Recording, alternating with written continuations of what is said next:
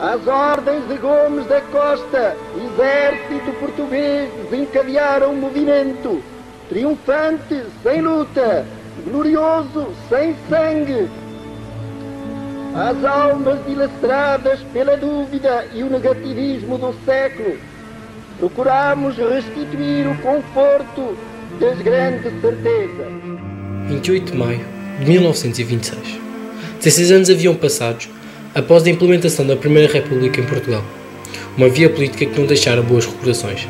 A crise económica, social e política tornaram Portugal suscetível às opções totalitárias. António de Oliveira Salazar proclamava então: o Estado forte, a autoridade prestigiada, a administração honesta, o revigoramento da economia, o sentimento patriótico, a organização corporativa e o império colonial. Após desempenhar o cargo de Ministro das Finanças, Salazar torna-se Presidente do Conselho de Ministros em 1932.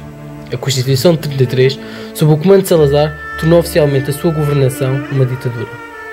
O Salazar era um homem bastante íntegro, muito preocupado com o povo, tanto se preocupou com o povo que ele nunca viveu para ele próprio, viveu sempre para o povo. Os anos passaram e a sua liderança causava desconforto a alguns e tinha o apoio de outros. Salazar foi um indivíduo tempo, teve o seu auge, mas depois fechou-se e não saía, não ia ver, não ia ao terreno, era só o que os outros lhe diziam. Entre vários opositores surgiu Norton de Matos, um político que havia participado no governo da Primeira República e que queria terminar com o Estado Novo. Em 1949, candidata-se à presidência da República frente ao general Óscar Carmona, mas acaba por desistir devido à falta de liberdade e legalidade na corrida e eleição do cargo presidencial. Norton de Matos parece-me que tinha uma determinada confiança nele. Pareceu-me que tinha uma certa confiança nele, mas ele com certeza que cortou as rédeas e não o deixou avançar e ficou pelo caminho. Poucos eram aqueles que ousavam fazer frente a Salazar. A tão temida polícia política perseguia e ameaçava os opositores do chefe de governo. As pessoas tinham muito medo da PIDE, não se podia nem falar em duas pessoas. Eu lembro-me da minha avó contar que na minha terra havia um posto da GNR, já não é dos meus tempos, depois que eu sou da fronteira, depois passou a haver um posto da Guarda Fiscal. Neste tempo da GNR matavam-se quando havia qualquer barafunda, a GNR não tinha problemas em matar. Onde estavam duas pessoas pensava-se já que estava-se a conspirar contra o Salazar. Portanto, era essa a função da PIDE e mal. Porém, em 1958, Humberto Delgado faz frente a Américo Tomás nas eleições presidenciais. Conhecido como General Sem Medo, Humberto da Silva Delgado foi um militar e político que fez renascer a esperança dentro da população. Inicialmente apoiava a governação de Salazar, participando até no golpe de Estado de 1926. A sua ida para o estrangeiro, participando na NATO, abriria a sua visão política, tornando um ilustre defensor da democracia. Foi fora de série, pronto. O General Sem Medo, Humberto Delgado, foi um homem que teve uma ascensão brutal perante o país todo, não foi só em Lisboa, ou no Porto, ou em Coimbra, ou em Faro. Ele conseguiu mobilizar as forças populares, o povo, a favor dele.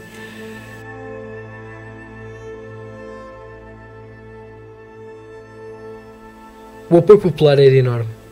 A sua coragem levou a afirmar que, caso fosse eleito, Salazar iria ser demitido. Obviamente mito, foi como ficou conhecida a vontade do general, mas não é certo que estas tenham sido as palavras de Humberto Delgado. Porém, a ousadia e bravura valeram-lhe o apoio incondicional da população. Houve um comício dele ali no Liceu Camões, no Saldanha. Entretanto, fui mais um amigo meu, morávamos ali na Rua Poços Negros, ali perto da Assembleia da República, e fomos à casa de uma tia minha que morava na Rua do Estefânia. Depois tivemos que dar, aquilo era tanta gente, nós íamos para lá também, Mas depois aquilo era tanta gente, pá. Ali na rua, na Avenida do Cloé e tal, tivemos que estar para ali umas voltas, e os gajos, a guarda a cavalo, o Salazar tinha a guarda a cavalo, o regime, então, não é? E nós vimos aflitos, pá, viemos a ter ali quase aos restauradores, pá.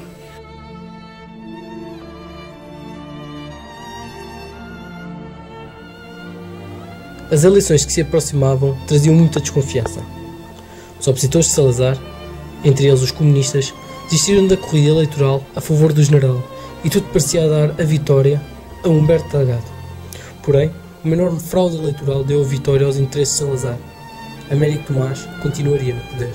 Eu sei o que existia na minha terra, era uma dúzia de lavradores, o meu pai era um deles, que recebiam uma carta com uma única exclusiva lista e tinha que se pôr lá a cruzinha e devolver. Pronto, isso ia do concelho, e do concelho ia para o distrito, e do distrito vinha para a capital. O general sem medo teve de se exilar no Brasil, com medo de represálias. Em 1965 tentou regressar a Portugal para contribuir no movimento anti-Salazar, mas foi morto pela PIDE na fronteira de Portugal e Espanha. Foi o opositor mais temeroso de Salazar, mas nem isso venceu o poder absoluto que o chefe do governo tinha sobre o país.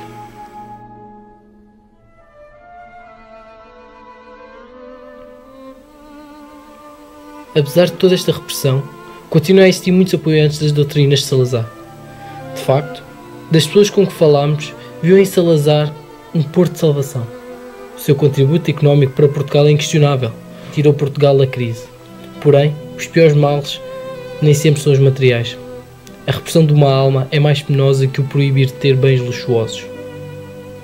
Trabalho realizado por Ana Clara Costa, André Olivença, Bruno Mariano e Filipe Panzoni.